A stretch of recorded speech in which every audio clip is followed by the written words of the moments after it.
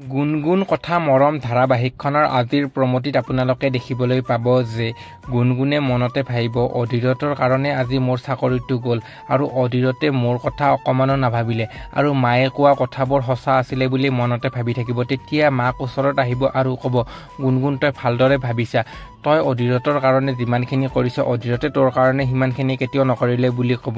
আনহাতে দেখিব পাব যে অধীৰতে দোকানখনত বাকী দিবলৈ গৈ দোকানীজনীৰ কিবা হোৱা দেখি মেডিকেলত লৈ যাব আৰু তেতিয়া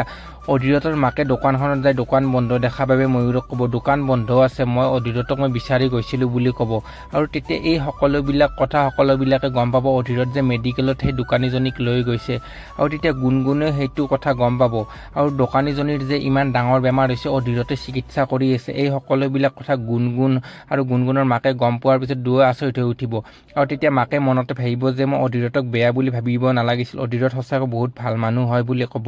এই সকলোবিলাক দৃশ্যাংশ আপোনালোকে আজি